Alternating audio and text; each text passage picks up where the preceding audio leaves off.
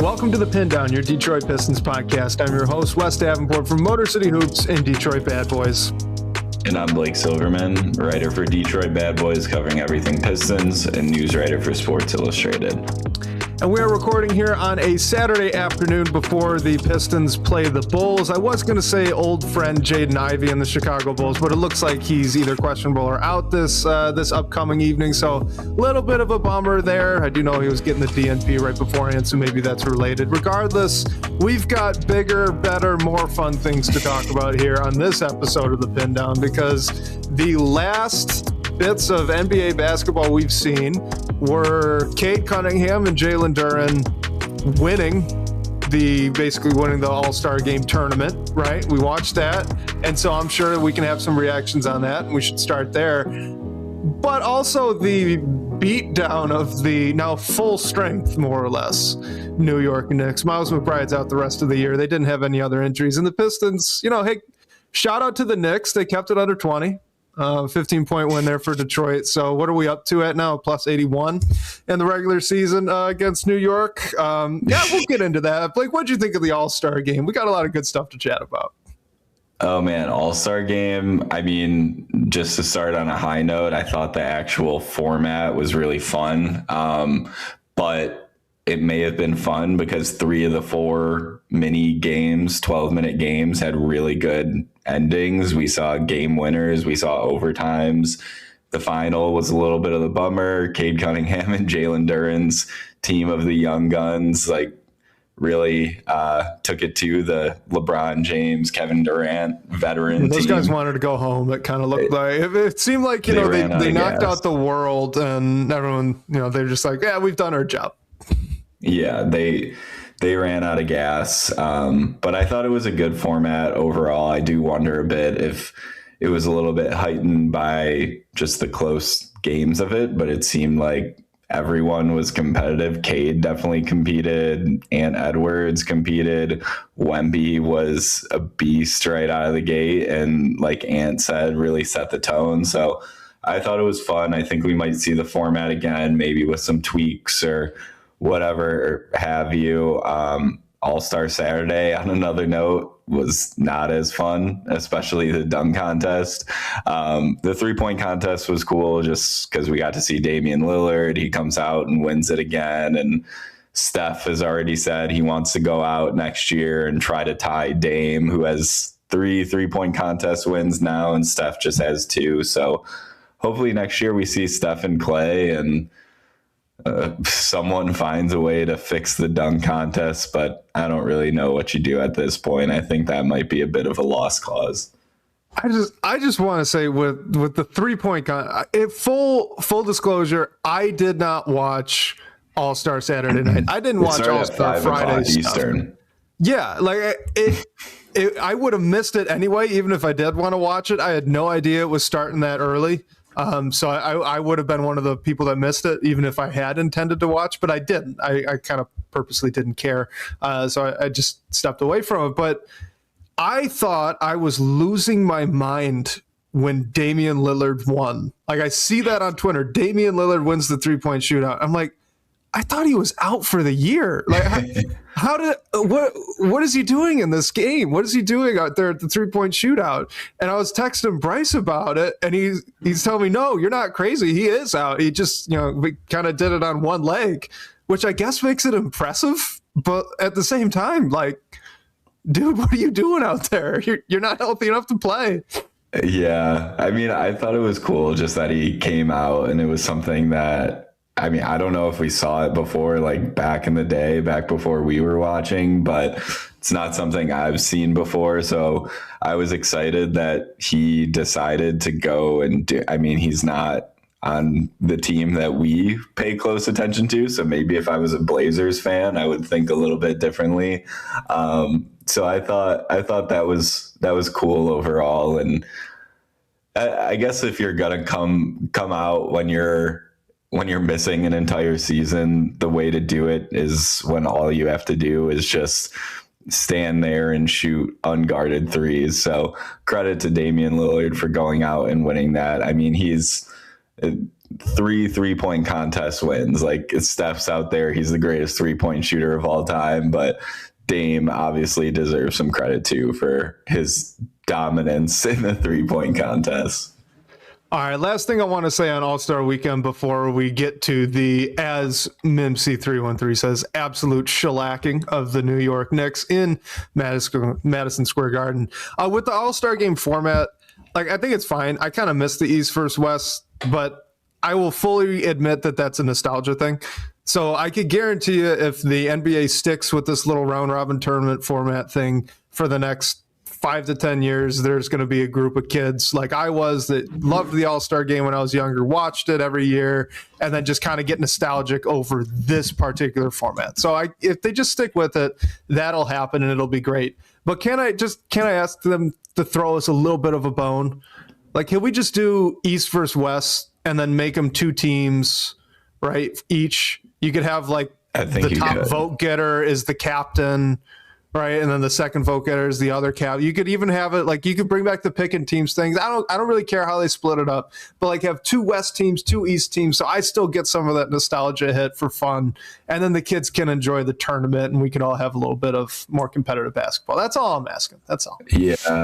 Unfortunately, there's not a clean way to just split it up East versus West because there's 3 divisions in each conference, and I don't think you're going to want to have 3 teams per conference, but yeah, I think you could split it up East versus West and definitely do a draft of sorts. I know they already did the draft thing before, but I think if you do it in this format, it shouldn't change much other than where the teams land. All right, so let's talk about that Knicks game because, well, I feel like we've now recorded right after the Pistons blow out the Knicks twice this season. Is this 2 out of 3 for us? I believe so. All right. So there you go. We got to make sure if the Pistons play the Knicks in the playoffs, we're going to have to make sure to drop the pod immediately after at least 2 of those games. But 126 to 111, it was fairly close in the first quarter. And then, it just kind of wasn't the rest of the way. The Pistons had pushed the lead up to 20 points there in the fourth quarter. You had a absolute masterclass from Cade Cunningham, 42 points. He went 5 of 11 from 3, 8 rebounds, 13 assists, 2 blocks, and a steal. I mean, is that the best game we've seen out of Cade Cunningham in his career?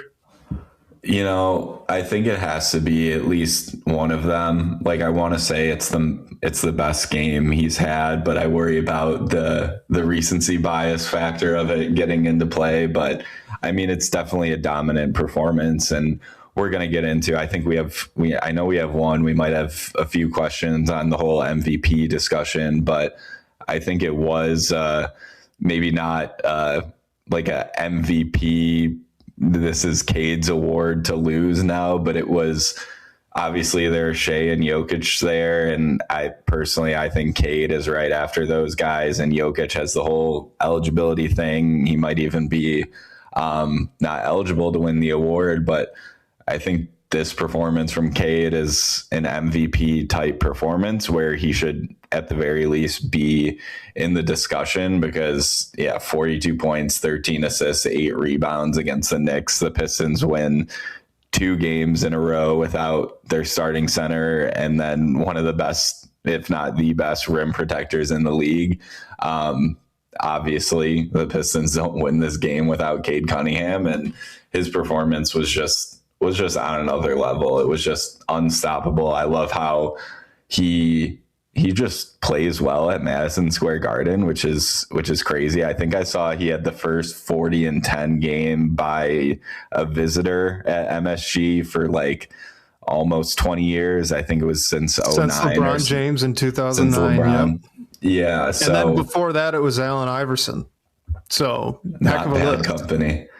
Not bad company. And like, we've talked about the free throws at length this year, but he put up those numbers only getting to the line 3 times, was 3 for 3 from the line. So it was just an incredible performance, one that was recognized on a national level. And for all of us that watch every team of this game, it was just one of the best games that we've seen so far from Cade Cunningham, which is crazy because he's been incredible all year. And I think that this is one of those games where, like, you're right, like it gets you kind of solidly into that MVP conversation, because early on in that game, the Pistons off the tip were struggling to put the ball in the hoop. I think they went down 7-2, and I get that it's super early, right? But it felt like the Knicks were kind of coming out and little bit of a message, not crazy. They weren't boat racing the Pistons or anything at all. I don't mean to say that, but it looked like the Pistons might have a little bit of a tough time putting the ball in the basket. And then Cade hits a three. And then Cade hits a few more shots. And then he's getting Paul Reed involved for a couple of dunks. Like, this is one of those games where, like, Cade took 34 shots. And they needed him to take every last one of those 34 shots again. The Pistons needed a guy to kind of drag the team to a victory. And Cade not only did that, but he created basically 18 points for Paul Reed on a 7-9 night. Paul Reed also had 3 blocks, by the way. Tobias Harris went 4 of 16, but was a plus 17 in the game. Like, this was the Cade Cunningham show, and the Knicks had nothing for him. Josh Hart can't stay in front of him. He's too strong for Mikal Bridges. OG Anunoby now has some issues with Cade. That was a trend last year in the playoffs, right? OG actually did a great job. None of these games. Cade's had the keys there for that matchup now all season. Like, this was just, it was unbelievable. I'm at a loss for words. Still, like, defensively, I mean, the Knicks aren't the greatest. They're never going to be a top tier defensive team in the league when their team is built around Karl Anthony Towns and Jalen Brunson. But speaking defensively from a Pistons perspective, Jalen Brunson had a pretty good game, 33 points and 8 assists, 6 rebounds in the last time these two teams played. Ausar Thompson had Jalen Brunson in jail pretty much. He did not have a good game. So it was really cool to see that Jalen Brunson still scored more than 30 points, and the Pistons were able to win this game fairly handily after that rough start.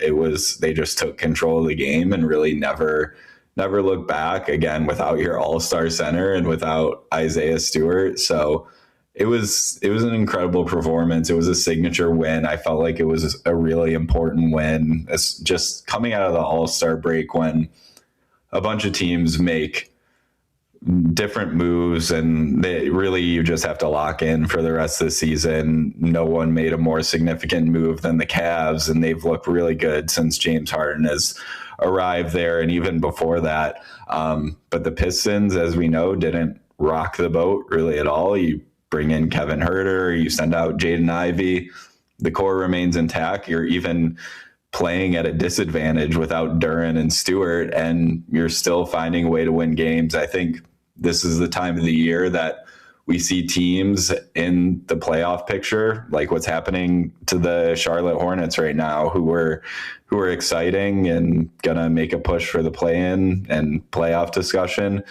They're hitting a little rough stretch. So I think it was really important for the Pistons to make that statement and start out strong coming out of the break. And they did that and then some. I would be a lot more scared if I was a Knicks fan, because the Cavs are already right on their heels, if not already. They passed them. They passed. Okay. Last yeah. Because yep. Cleveland's won 7 in a row. So, and then the Pistons have a game, to be fair, but yeah, a lot of time left, but yeah, the Pistons have a nice cushion in the top spot. And I think you just have to find a way to keep that afloat. And hey, if the first game tells us anything, it tells us that they're taking this seriously. There was no reason to think that they wouldn't, but it's nice to see it translate against such a good team like the Knicks. And we got to give Cade one more shout out for the defense too, because Cade Cunningham, I think that's kind of an underrated storyline that came out of this. Cade Cunningham was the primary matchup for OG Anunoby on the other end. So OG's guarding Cade, and then Cade was guarding OG, which is pretty much the matchup that they had last year in the playoffs. Cade held OG Anunoby to 3 of 13 from the floor, 8 points in 32 minutes. OG Anunoby took 8 threes. OG Anunoby took 8 threes because Cade is now strong enough to hold his ground and not let him, just kind of shoulder in and push him back. Like it's a little thing. I get that because it's not like Cade was amazing defensively. I know he had 3 stocks, but he's a solid defender. He's not Ausar Thompson. He's not the type of guy that's putting Jalen Brunson in a box, and that's not what you're going to ask him to do anyway. But the fact that you could put your superstar, your 42 points, 13 assists, 8 rebound guy on OG Anunoby, a big wing, and have him force a 1 for 8 outcome from 3. Well, we'll say force 8 threes out of the 13 shots because that's more translatable. That's huge. Like, we're going to talk about the MVP conversation here in a second, but we can't lose sight of that. I think Stan Van Gundy said it on the broadcast, of the guards who are great scorers in this league right now, Cade Cunningham is the best defender out of all of them. And I don't think that is remotely close. I think he's generally a neutral most nights, but some nights, like he was against the Knicks, legitimately good defender while also putting up 42 and 13 and 8. Yeah, and I just think defense is so important, especially against teams like the Knicks, and you can loop the Cavs in too, because neither of those teams are trying to win games defensively. Both the Knicks and the Cavs have their defensive ratings are fine. They're in the top halves of the NBA, but they're not as good as the Pistons or the Celtics or teams like the Thunder or the Spurs. So when it comes time for the postseason and defense is heightened a little bit, I think the Knicks are certainly going to struggle, and that's their one glaring hole that the Pistons were able to expose a bit. I mean, Jalen Brunson still got his, but like you said, when you limit OG Anunoby, and Karl Anthony Towns had 20 points as well, but he didn't go crazy, and no one else on the Knicks roster really did much of anything. I mean, Landry Shamet had a nice game off the bench, but if you're able to limit the scoring for a team like the Knicks, then that's just a way to beat them, because their recipe to beat you is just keep up and just get out in front and really punch you in the mouth. And the Pistons didn't let them do that a little bit at the start, but it didn't get out of hand. And then the Pistons were able to control the game and just not look back from there. All right, last guy I want to throw out and give some props to, and then obviously you can do that as well before we got to move on. But how about Ausar Thompson making Jalen Brunson work a little bit on the other end of the floor? That was awesome to see, because I think that we've got a question about Ausar Thompson as it comes to the playoffs and with his offense, his ball handling and things like that. But I think that what he did in this game against the Knicks is really what I want him to do when you get to the playoffs. In all likelihood, he's going to get matched up with a smaller guy guarding him who the other team is trying to hide. And if every now and again he can take Jalen Brunson into the post and make a little kick out for an easy assist, if he can kind of rip and drive and make something happen in kind of that, sort of quick hitter way, if he can do some stuff in transition after steals, just enough. We're not asking for a lot. It wasn't like he had an incredible offensive game. He was 4 for 8 from the field and scored 10 points. That is right on his season averages. But if he can do that consistently, it's just enough to make the Knicks feel that they are being forced to use Jalen Brunson defensively.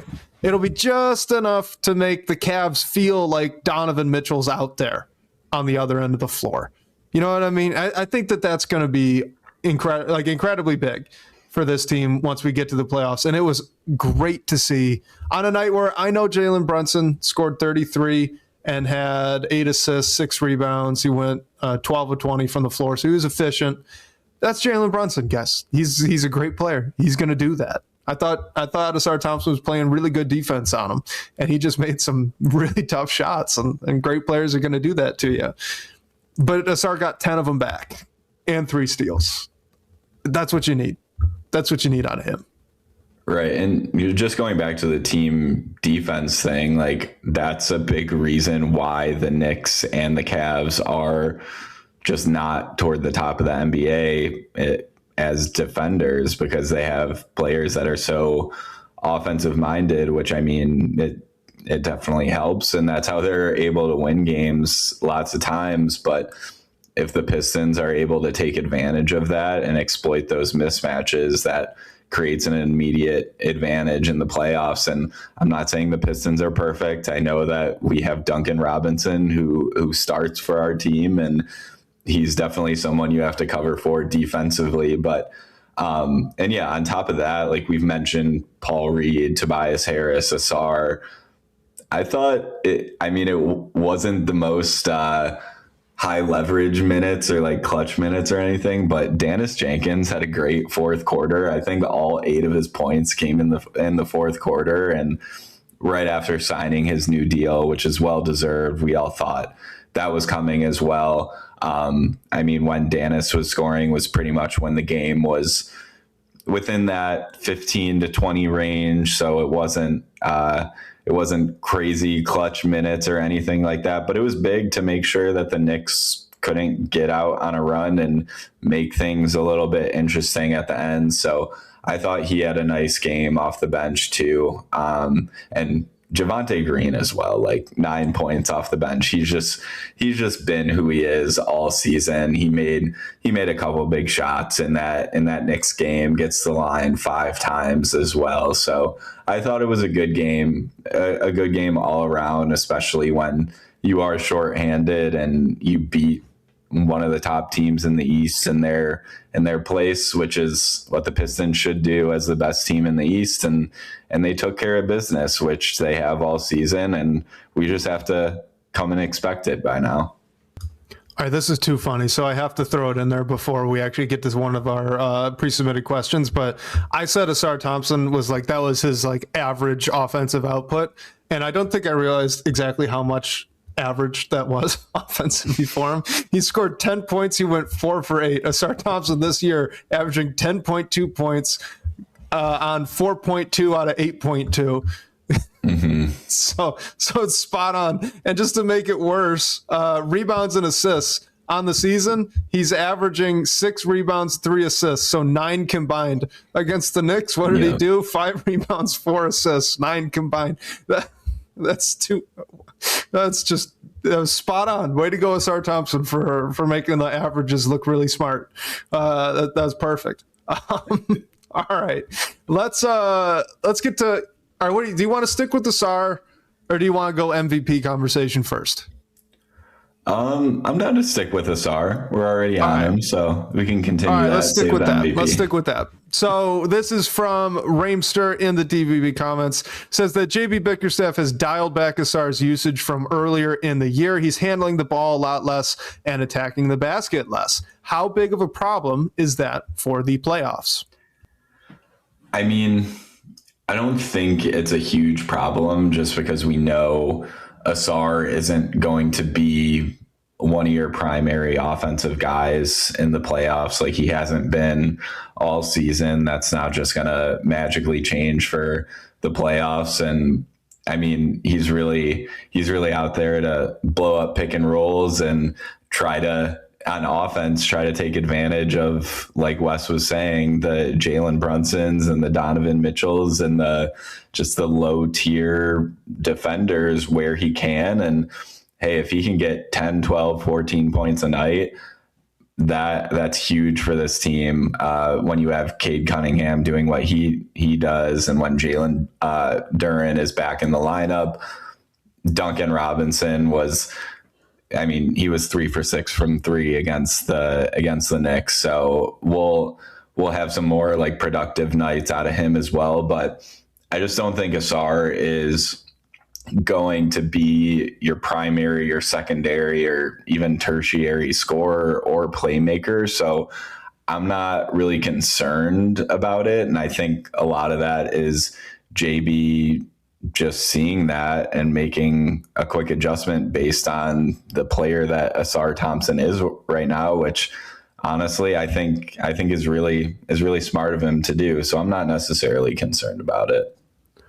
Yeah, I'm not either. I actually think it's kind of weirdly a little bit encouraging that we've seen this sort of usage from Ausar get rolled back from earlier in the year. Like I love Ausar Thompson. I love what he's doing defensively, and I think that he's a better cutter than he gets credit for offensively.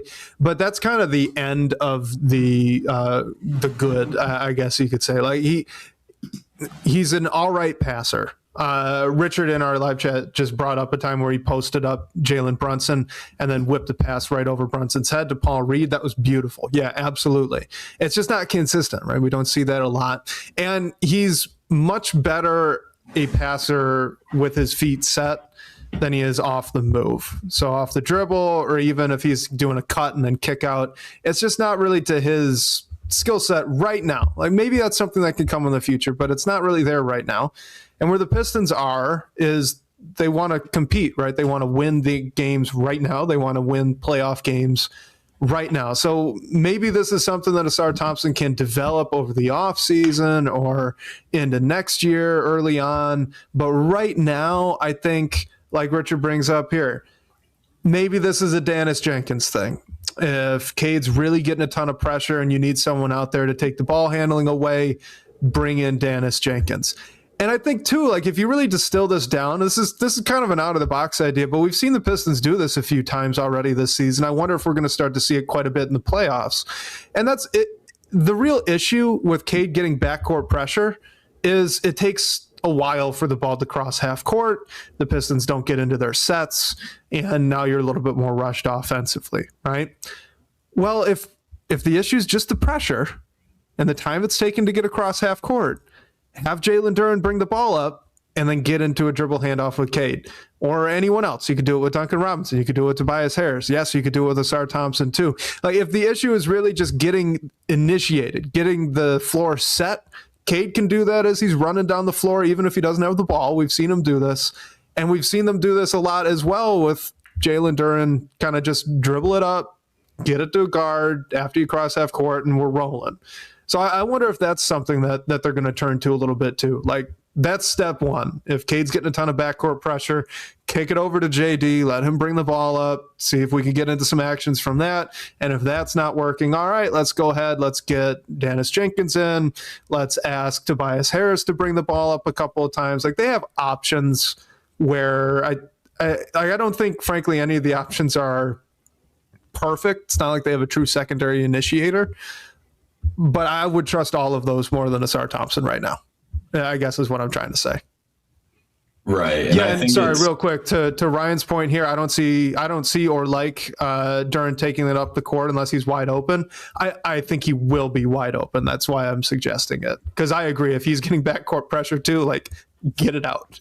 Yeah. Get it out quick. Yeah. Unless it's like Jokic, right? Or some slow foot, not to rap on Jokic, but like slow footed big that's out in front of him. Like, okay, fine. But if you start pulling a wing up, like if OG is going to put backcourt pressure in a series against the Knicks with Jalen Duren, it's like, yeah, don't do that. Don't do that. Just give it somewhere else. Yeah, and I think it's just it's a team context thing at this point. Like if the Pistons are the Pistons of 2 years ago and the March and April upcoming are still about just getting more run and trying new things with your young players, then I think we see Ausar with the ball in his hands a little bit more, but things have changed drastically over the past 2 seasons. And I think JB is just using Ausar in the way that he can be most impactful right now. We've definitely talked about at length, like how it looks rough at times when Ausar has the ball on his hands and is dribbling with pressure in the open court or whatever. So I think we're just adjusting to cover that. And I hope he improves eventually. I think he can and will, but I think right now it's just not there. And like Wes said, there are other options on this team that if Cade is getting doubled full court or whatever, like you have plenty of options who can bring the ball up. Like I know Richard brought up Ron Holland in the chat as well. Like he's been able to bring the ball up too. And not saying Ausar can't, but we've seen some rough looking things happen when he puts the ball on the floor. And right now is just like not the time to get those reps in. It's a time to maximize what you're good at right now. Yeah. All right. So this is kind of a fun question here. This is from KCP for 3, and it's through in our DBB comments. But a couple of fun things we can take out of this one. We could use this to talk about Cade Cunningham MVP stuff. We can use this to talk about just the state of the MVP debate, because it's kind of awesome that this question's even being phrased this way. And then also we can talk about Luka Doncic too. But he says, should it annoy me an insane amount that Luka Doncic is in the MVP conversation, as if it were even a debate between him and Cade Cunningham? Better team, better defense, comparable offense. What are we even talking about? Again, KCP for 3, and it's from the DBB comments. So I don't know if this is me personally, and like shameless plug, I did like an MVP race review on Sports Illustrated that everyone can check out, but I have Cade right after Jokic and Shea right now. I think just when you take into account what Cade is doing, how he averages the most assists in the league other than Nikola Jokic, and again, Jokic might not even be eligible for postseason awards, I give Cade the edge over Luka.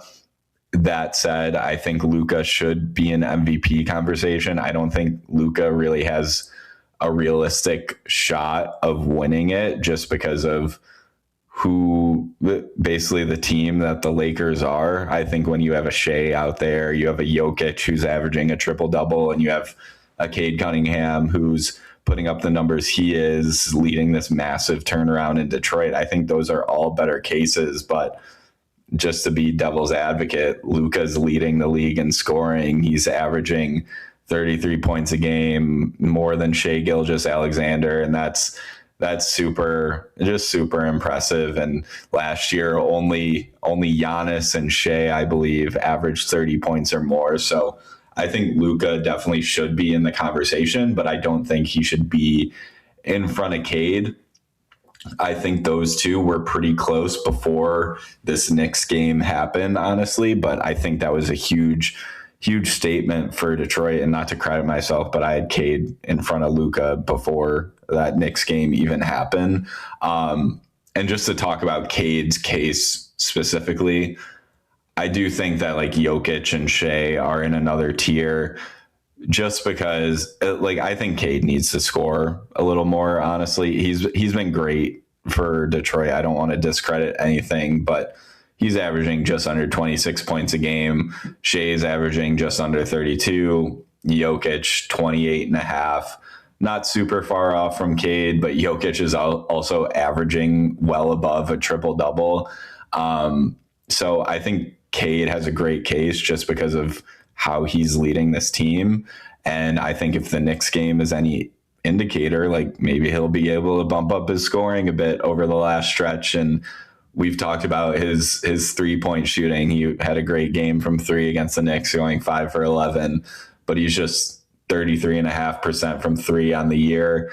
If you look at the top 10, Cade's the 12th highest scorer in the NBA right now. He has like the lowest 3-point percentage of all of those players. So I think that's an easy way to bump it up. Not saying it can happen overnight, but I think that's where Cade's case is being held back a little bit nationally right now. But I think what he did against the Knicks, like, certainly put him almost in a tier above Luka in the MVP conversation. Yeah, I'm not, my top 4 order right now wouldn't be any different than yours. I think that Shea and Cade, to me, would be in the same kind of tier together. I mean, as great as Shea's been this year, and even more so in the past, I don't know. I think it's just a little bit closer than people would generally think. But the thing with Luka, and I'm just going to throw this out there because it's insane, and I'm a big Luka Doncic fan, so it's fun to talk about. And we don't get to on a Pistons podcast a lot, so I'm just going to do it anyway. But you mentioned he's leading the league in points per game, 33 points per game, 7.8 rebounds, 8.6 assists. Mm-hmm. He's slashing 47, 35, and 78, so fairly efficient, right? But when you dig into the just volume here, it is insane. He's averaging almost 11 free throws per game. He's taking more than 10 threes per game. He gets, the bad defender reputation, and he is a bad defender, but you know what else he does? Gets steals. He's disruptive. He's actually averaging 2 stocks per game. Luka Doncic, the guy that everyone says is a terrible defender, 2 stocks per game because he's averaging 1.5 steals. He has a +5 net rating on a Lakers team that's a literal net neutral. 0 net rating as a team, 8.3 in box score plus minus, by the way.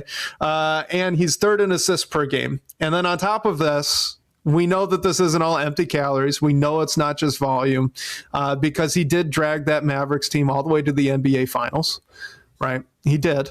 So we know that this is valuable. And he has been in MVP contention every season since his rookie year, except for last year. And last year was injuries and the trade that happened. So you kind of set that aside there. He wouldn't have really qualified for it. That being said, I do still have him behind Cade Cunningham in the MVP running right now. I think it's probably going to come down to Cade and Shea. And if I were a voter, which I obviously am not, I would give it to the guy whose team has a better record at that time. That's just kind of how I'd do it. And just so if I had a vote and Jokic was eligible, I think I would vote for Jokic right now just because he's incredible. Yes. Jokic is the most valuable and best player in the NBA right now. Yeah, but maybe that's a hot take. I don't think it is.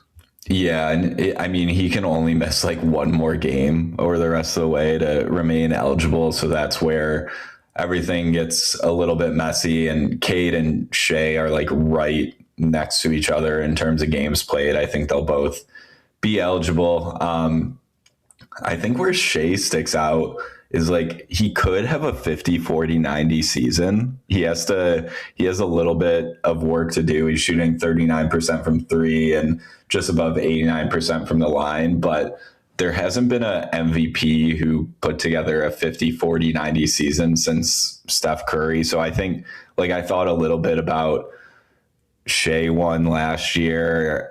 Cade has this massive turnaround around with Detroit. Is that a good enough narrative to give him a boost over Shea? I think that type of season from Shea is a little bit of his calling card and then averaging 6 points more a game. But I think that, I like that too. I think it can end up being closer than we think, especially if Cade even turns it up a notch the rest of the way. It would be a tough time to be a voter, and Jokic being removed from the conversation definitely makes it a much more difficult choice. You remember when the Pistons had the number 1 pick, they were gearing up to take Cade Cunningham. There was conversation, should they take Jalen Green, should they take Evan Mobley, all that good stuff. But there was also a section of the discussion that was focused on should the Pistons trade that number 1 overall pick for Shai Gilgeous-Alexander. Do you recall this? It's kind of funny to think back on now. Yeah, was it Shea and Josh Giddey, or was that a separate? I don't remember. I think this was, so I think it was James Edwards III who started it. Shout out James, doing a great job with the Knicks beat right now. I think he might have started, or it came up in one of the athletic kind of mock draft things. And it's just funny though now to look at it, and you're talking about number 2 in the MVP running versus number 3 in the MVP running. Both teams are really happy with how that non-deal turned out, and they would have been really happy with how the deal turned out too. There really wouldn't have been too much of a difference in the long haul. It's just kind of interesting. They're different stylistically and all that, their respective conferences right, too. Yeah. How about that, right? Sometimes things just work out. That's kind of nice. All right, this one's kind of fun. This is from Pistons fan 11. Says, I love that JB says he's studied the bad boys and the best five alive teams to pattern us after. But is that odd? Do most teams do that as opposed to adapt a style to what they have, like the Lakers not being Showtime Lakers anymore, etc.? So I don't think it's a bad thing, because I think it's just a good thing to keep it, because obviously that narrative is going to happen from the fans' perspective. So it's nice to know that the head coach of the team is also sort of at least thinking about that as well. I thought, I'm going to do another shameless plug, but Chris Mannix, SI's one of SI's NBA guys, interviewed Tom Gores, so everyone should check that out if you haven't. But he actually asked Gores about the bad boys and the going to work team narratives, and what Gores said was, like, it's something that he's thought about, but it's not necessarily something that was forced. It was something that happened organically by the type of players that were brought in, like the Isaiah Stewart's, I feel like is the best example of it. And the rest of the way, like Ron Holland, Cade, and Jalen Duren to a degree. But the NBA has changed, and I think Cade and Jalen Duren are the biggest examples of that, of how the Pistons can sort of mimic the ilk of their championship teams and really just harping on defense and being these enforcers, a team that no one wants to play, but then also sort of adjusting to the modern NBA with the type of players that they are. So I think it's a good thing that JB is studying it, but I'm not looking too deep into it, honestly. Yeah, to me, like, I think it's odd would be the wrong word because it's a negative connotation. I think it's unique. And I'm not sure that it's necessarily repeatable. Like, look, there are many ways to win in the NBA, right? That's always going to be true. That's part of why it's such a great strategy puzzle. It's part of what makes basketball so fun. But the Pistons are a historic franchise, and B, it just so happened that when they won their back-to-back titles, it was with a very kind of counterculture like vibe. All right. So that's the bad boys. They're tough, right? All the usual stuff. And then that going to work crew kind of saw that and emulated it in a way because they were more the outcasts, and it just kind of resonated with them. So I think that it happened. It's something that happened two separate times in Pistons history. Like Gores said, like you said, that Gores said, kind of organically. I don't know if it was necessarily more intentional than Joe Dumars is running the show and just wanted a tough team. And then that team really kind of bought into it.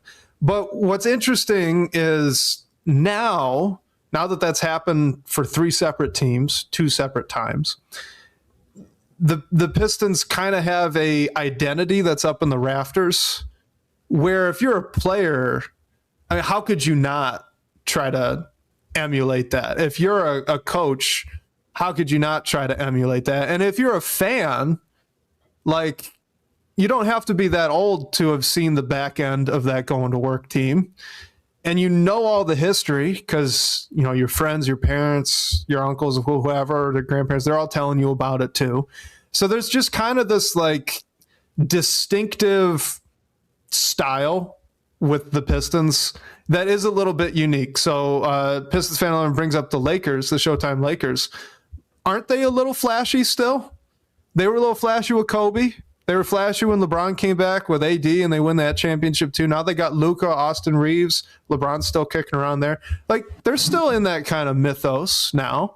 Look at the Nuggets, right? The Nuggets, even though they didn't win a championship, it was, you know, the high altitude, high octane, fast pace. And what do they do when they win with Jokic? Like, yeah, they do it a different way, but that's what gets them there. They're playing fast out on the fast break and they're just running teams to death. Like, I think that there's something that just kind of comes with having this more historic franchise that, yes, at one point organically developed this mythos, but now it's there. And if the Pistons were winning right now with, that Showtime Lakers style, I don't know if they'd be embraced in the same way as they are right now. They still would be, but it wouldn't be to the same level. So yeah, I think it's unique. And there are probably only a handful of other teams that can really do something like this. And I'm sure that that'll grow as time goes on. But for now, the Pistons are kind of a select few, and it's pretty cool. Yeah, and I think no matter who, to a degree, this happens for teams other than the Lakers too. And even more recently, which I think is a tougher discussion. I'm thinking for the Cavs, Donovan Mitchell and all those guys get asked about the LeBron and Kyrie's championship year and LeBron's year in Cleveland, especially if they're thinking about LeBron having a return. But I mean, Donovan Mitchell will say they want to bring a title to Cleveland just like LeBron did. And it's a different style of play, but they're asked about it. Even the Thunder, they didn't win a title with Kevin Durant and James Harden and Russell Westbrook, but as their team was growing, they were asked about those teams and how this new young iteration of the Thunder, where the roster is totally turned over, has pulled stuff from that iteration. I think I like the Pistons identity more than any of the others that we've talked about, because other than the Lakers, I think it fits the city the most, and it's something that people can really get behind. And when players are drafted to Detroit, like you said, it's something that they can see and they can at least have in the back of their minds. I don't think they're going out and saying, let's be like the bad boys or the going to work Pistons, but it is an identity that can be a through line through all these explosions of this team into the forefront of the NBA, which I think is a positive as well. But I just don't think that it's something that you have to really harp on day in and day out. All right, so let's get some playoff conversation, because you know what? We're only, I think, 28 games away. And like you said, the Pistons have a commanding lead. So, you'll forgive us for looking ahead just a little bit. Michael Dompierre, might be hard to answer now, but do you think Ron Holland will play more than 12 minutes per game in a playoff series? Ooh, so let's see. He is at 20 minutes per game this season. So, I mean, I think he'll play more than 12 minutes a game. I think as rotations get tighter and stuff, he probably won't be at the regular season levels, but I think you can expect somewhere between 15 to 20 because, I mean, you saw him get minutes in the playoffs last season. I know the team was without Isaiah Stewart, without Jaden Ivey, so that probably gave him some more minutes, but I still think he's a big part of this team. And we've talked about the depth that this team has, which impacts Ron to a degree, but I don't think it impacts him enough where he's necessarily going to be out of the rotation. And just the type of player he is fits playoff basketball. He's growing offensively, but right now what he can do is cause some chaos as a defender and hopefully help you out a bit on the offensive end too. And I think that's something that helps this team in the playoffs. And JB Bickerstaff is certainly not just going to want to cut out of his rotation drastically. So as things go on, I think you'll see his minutes go down a bit in the playoffs, but you'll see that for the entire bench, other than Isaiah Stewart, I'm guessing. But I don't think it will be drastic for Ron Holland. I guess right now it would be somewhere around 15 minutes a game. I'll go on. I'll take a hot take route. I'll say he stays at 20. Okay. I don't see Ausar Thompson playing significantly more minutes in the playoffs. I think Ausar Thompson is a little bit of a hired gun. You put him out there defensively to really hound the other team's best perimeter player, and that takes a lot of effort and energy to do. So you definitely want to keep him fresh. And that, not like Richard brings up here that Ron Holland's gotten much better at defense. I think that is accurate, and he's no he's no Ausar Thompson defensively, obviously, but between Javonte Green off the bench, a little bit of Dennis Jenkins, he's a solid on-ball defender in my book. Like, I think the Pistons have enough to spell Ausar Thompson and not lose too much, which gives you a lot of upside. So I think Ron Holland is just kind of firmly established in the rotation, and if it's someone's minutes being cut, it's probably like a Javonte Green more so than a Ron Holland. I think you kind of have a defensive luxury here with sitting down Ausar Thompson and sending in Ron Holland. That's just kind of mean. Yeah, no, that makes sense too. And I mean, hey, if you need a spark off the bench, Ron Holland definitely gives that to you. Yeah, you want to change the tone of a game, sub in Ron Holland and Isaiah Stewart. That'll flip it on a dime. Especially, and we talked about Ausar earlier on in the show, but if he's not taking advantage of said bad defender on whoever the Pistons opponent is, then yeah, throw in Ron Holland and see what he can do. Maybe he can provide a quick spark off the bench. I mean, that's not going to happen every night, but we've seen certainly that he is capable of it. No one on this team other than like Tobias Harrison, Duncan Robinson, and Karis LeVert to a degree has massive playoff experience. So they're all in the same boat, but Ron has some playoff experience as a rookie, which is certainly going to help him his next time around. So yeah, I still think he'll be a big part of the rotation in the playoffs. All right, so we got the same question from two people. First, let's go with Dream Scraper 00 says, who scares you in the playoffs?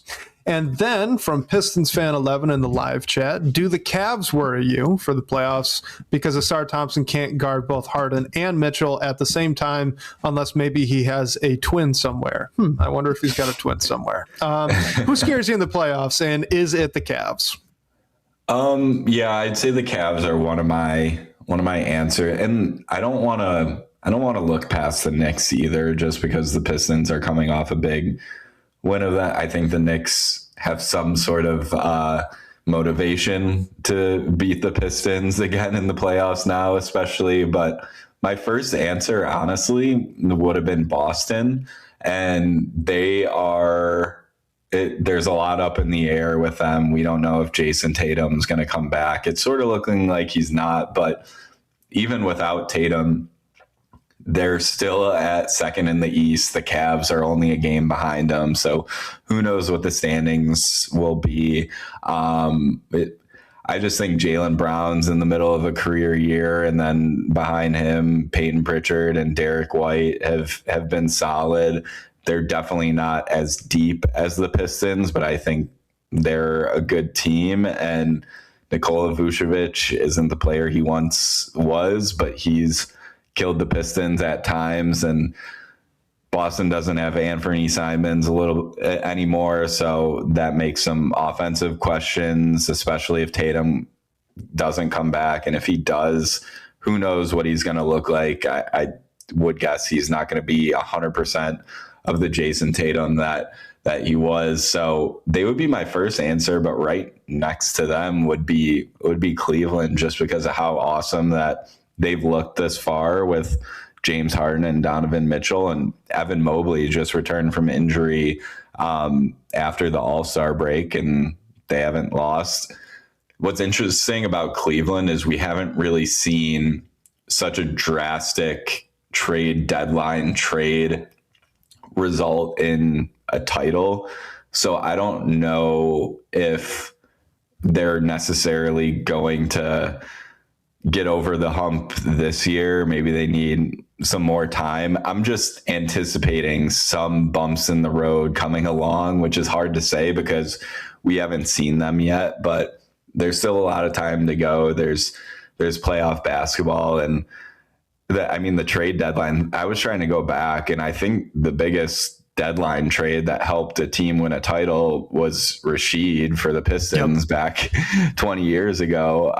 But James Harden is a totally different player. He adjusts that offense so drastically, and it's looked great so far. So I'm scared of them as well. But I think if the Pistons take a little bit of the same approach that they have against the Knicks in the regular season, because Cleveland, yeah, they have Evan Mobley, yeah, they have Jared Allen, but their team is built around Donovan Mitchell and James Harden now. So they're going to have to beat you offensively, and Ausar Thompson can only guard one of those guys, like Pistons fan 11 said. But the Pistons have been such a strong defensive team. I think they can figure it out, which is all the up in the airness with Cleveland is why I'm just a tad more scared of Boston than them. But I think Boston and Cleveland are the right answers.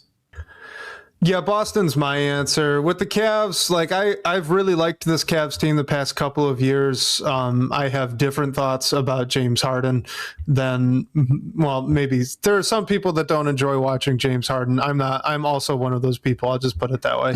But I recognize he's a great player, surefire Hall of Famer. So absolutely, like they're a really talented team. I do still think the Knicks are a higher caliber team than the Cavs. I'm not necessarily expecting the Cavs to maintain that lead. The Knicks, it's such a weird case, man, because they are incredibly talented. They should be better than they are.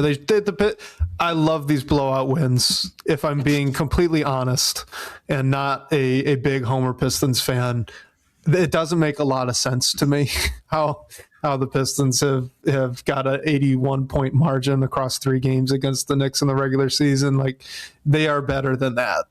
I would have, I'd say that the Pistons are a better performing team. So like maybe the series should have gone 2-1 or something and been close games, but that's not what we've seen. Regardless, it seems like it's a brain trust thing with the Knicks, and I don't know exactly how to fix that, but they are really good. I know that the hot answer right now is the Milwaukee Bucks, but and yes, they've won 3 in a row, 6 out of their last 10, but they are still a game in the loss column behind the Hawks and the Hornets. The Hornets are really hot, 7-3 over the last 10, so just one better than the Bucks. And I know Giannis is out, but I don't know. The Bucks they've got to get in there and then not be a disappointment when they're in the play-in. And the play-in's not going to be easy, not at all. Like the Magic are really talented. They are better than their record. That's another one of those teams. And the Heat, Eric Spoelstra always has those guys ready to go. So I get the idea with the Bucks, but I got to see it first. If they're in and they're the 8th seed, I'll be worried, but we got to get to that. I don't think it's a shoo-in by any stretch. Any final thoughts there before we progress on? That would be a scary first round series, but I think the Pistons are a better team than that. It's just the Giannis of it, what happens with that. So we'll see. A lot to go there. But yeah, I don't want to say that I'm necessarily scared of the number 11 team in the East right now before they do some improving of their own, which they've been good of recent without Giannis. So we'll see what happens. Yeah, that's where I'm at as well. All right, so another playoff one here. I don't know what this trend is in the DBB comments, but it's cracking me up. So this is a haiku, as long as I'm understanding this correctly, by Big Ben RYU. Says, if the Pistons can reach the NBA Finals, silence Thunder how? I haven't caught wind of this trend, so I'll have to do some investigating myself. But I mean, I think for any team with the Thunder, it's why we've seen the Spurs have the success over them. I think the way you beat them is just by having some sort of advantage in the front court. Obviously, San Antonio has a 7'5" alien that no one else has, so that's a totally different conversation. But Shea is gonna be Shea when he plays whoever. Ausar Thompson will guard him, and I think he can do as good a job as anyone can. But I think they're in a potential NBA Finals between the Pistons and the Thunder. I think there would be a lot on the shoulders of Jalen Duren and Isaiah Stewart and even Tobias Harris to a degree. Just with the Thunder, it's always how their number 2 and number 3 players are going to be. Like Jalen Williams had a great postseason last year. Chet's had his first All-Star season this year. So I just think if you're able to limit both the offense and defensive offense, specifically with Chet, and then just the defense of Harden and Chet, then you can find a way to potentially beat the Thunder. It's such a tall task. I don't think any team other than maybe the Spurs has the perfect answer, but since the Pistons have the best rim protector in the NBA and Isaiah Stewart, we'll see a couple games between these two teams and we'll be able to figure this out a lot more. But I like that matchup specifically. I think the Pistons could protect the paint well a bit. And hopefully SGA doesn't get Ausar into foul trouble or Cade into foul trouble or whoever it might be. But I think you really it's all about protecting the paint and just the front court matchup, because you know that two of the best guards in the NBA are gonna be who they are in that series, and it's about the rest of the team around them.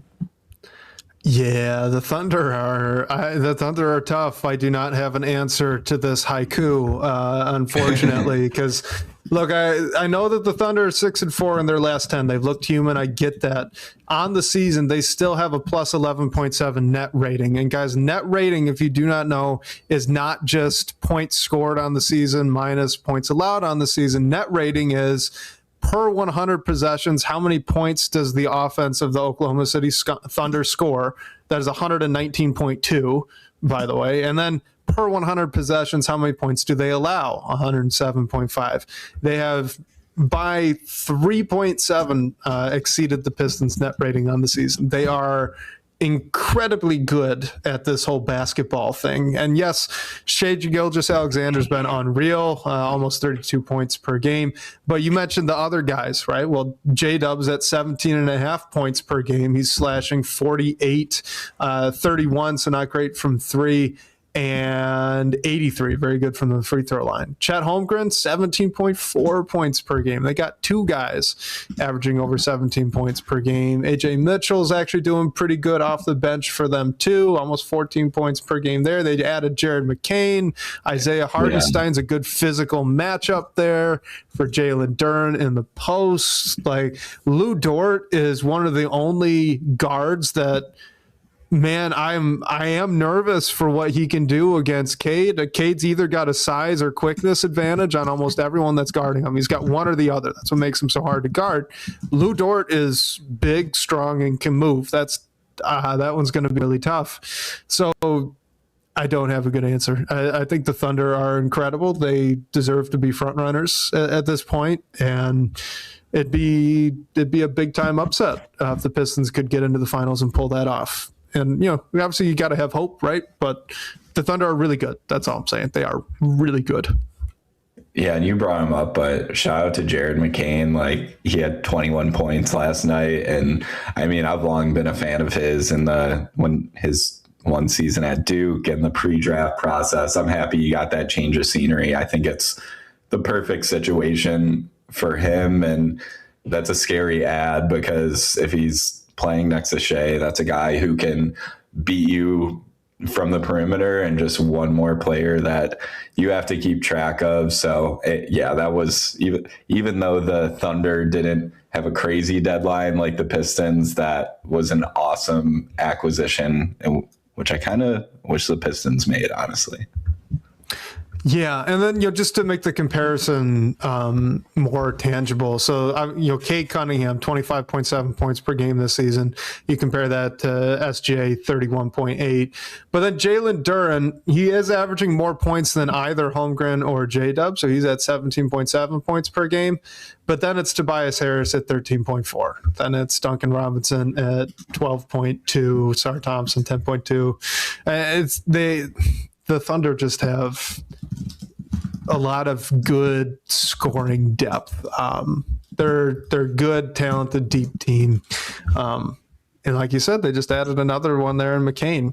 Let's do a quick hitter here, and then we can kind of wrap this on up. First, from Donnie G0303 in the DBB comments. if the Pistons can get to the Eastern Conference Finals or the NBA championship, do you consider or reconsider re-signing Tobias Harris? If not, who would you replace him with? So what are you hoping the Pistons do with Tobias Harris this summer? And is that outcome dependent for you? I don't think it is. Like, I was going to say, no matter what happens, we've talked about this before. I hope the Pistons bring back Tobias Harris on a much more affordable deal, ideally for the Pistons, the veteran minimum, as he's 33 years old. If not that, maybe a little bit more. I just think he's been such a huge fit, not only for what he does on the floor, but in the locker room, and really being a veteran presence for these young guys. That's not a secret. We all know that.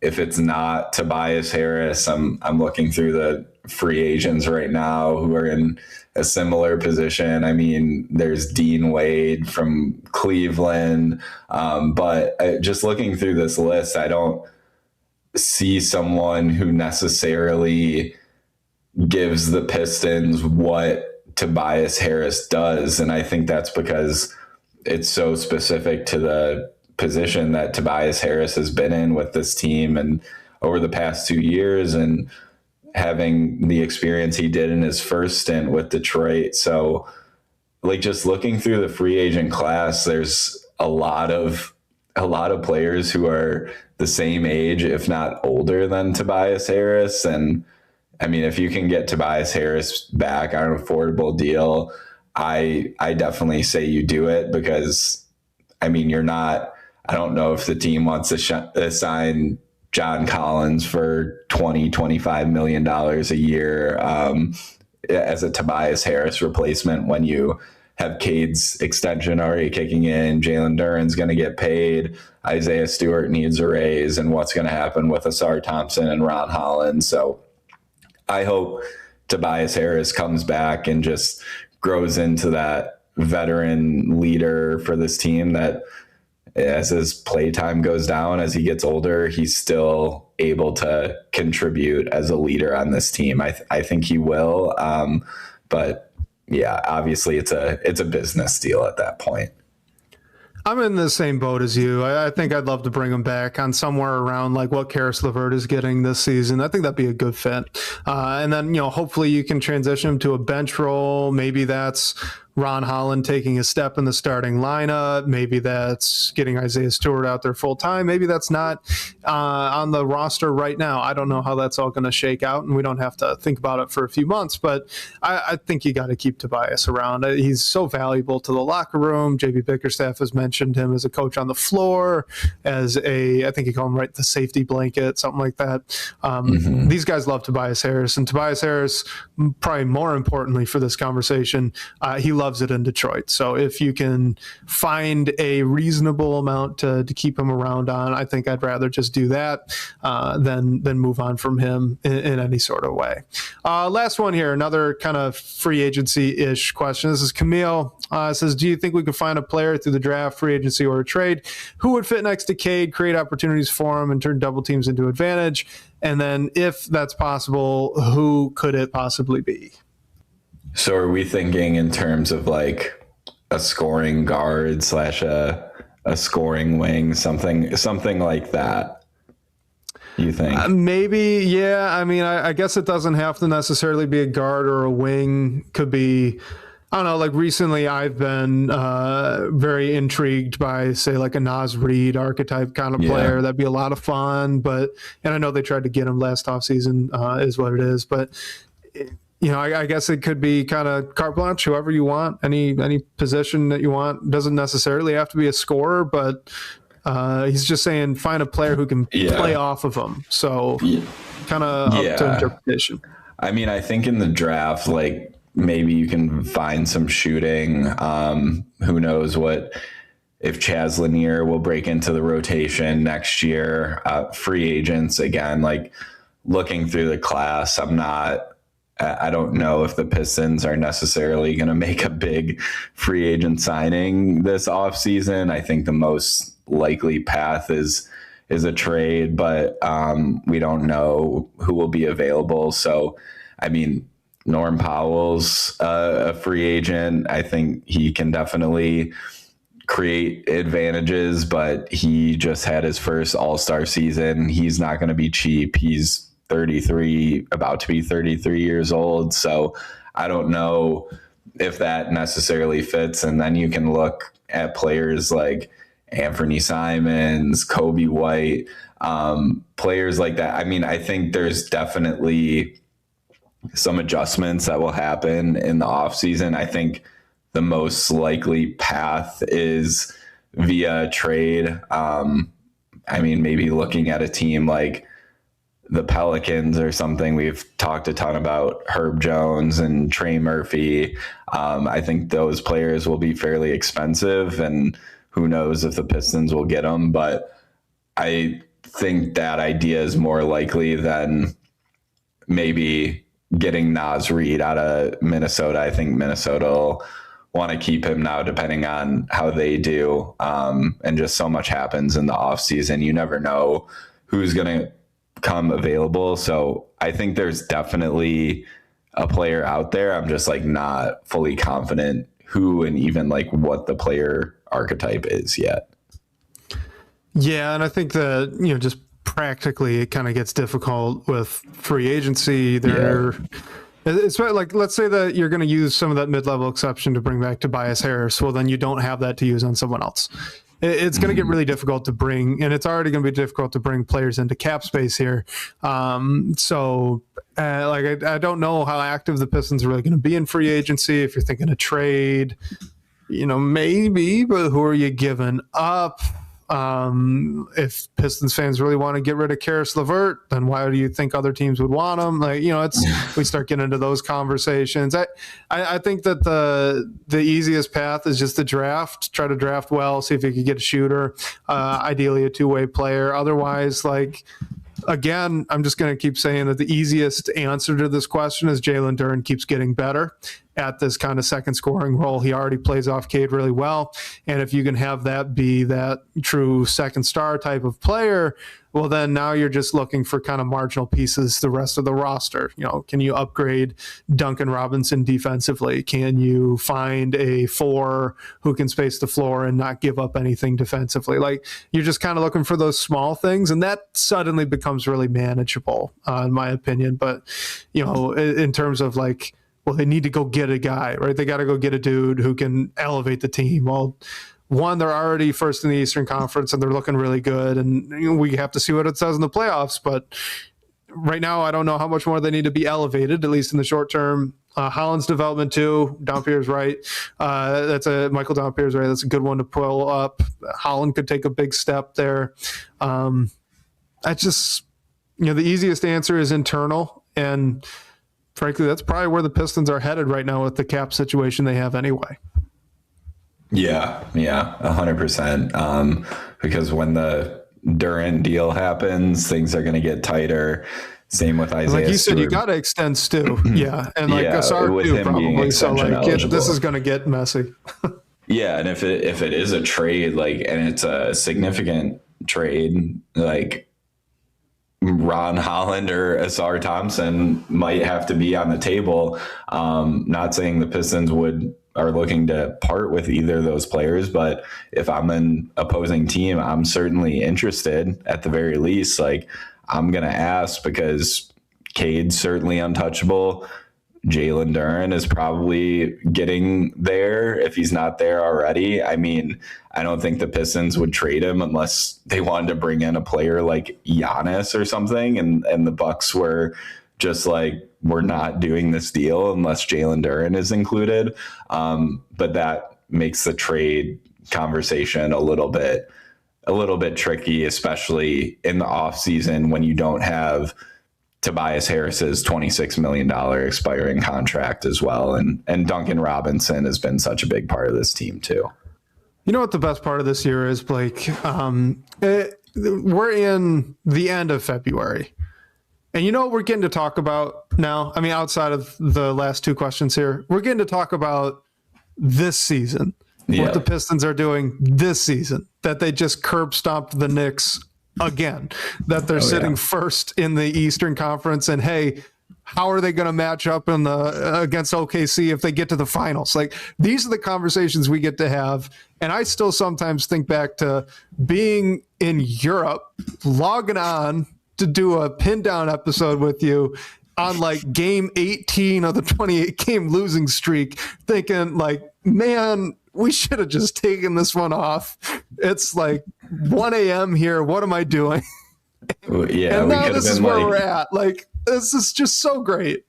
Yeah, we could have been like those Carolina Panthers podcast guys who just said the team is so bad, we're not doing this anymore. And then their team started to win again. Well, and I'm glad that we didn't. I'm glad that we didn't. We stuck it out. I mean, we're up to 116 episodes now, and we earned this. Dang it, we earned this success. Because you and I worked so hard for the Pistons to be good. It's nice. It's just nice to be having the basketball conversations and instead of trying to spend an hour once a week prognosticating about the future, because that's all that there is to look forward to. Go Pistons. This has been awesome. Yeah. Great year. Yeah, especially when March and April. Yeah, March and April can sort of be the doldrums of the season for a lot of teams, and it's not that way for the Pistons this year. So we're excited about what's to come, and then talk about some playoff basketball when it really counts. But shout out to everyone for joining us today. Reminder, you can call our phone line to ask a question and hear your voice on the show. The number for that is 313-355-2717. And special thanks to Sean Corp, the managing editor of Detroit Bad Boys, for supporting the show. And shout out to you guys for all the great questions and talking points tonight. We'll catch you next week, whether on your commute or live with us on YouTube. We can't wait to talk more Detroit basketball with you all.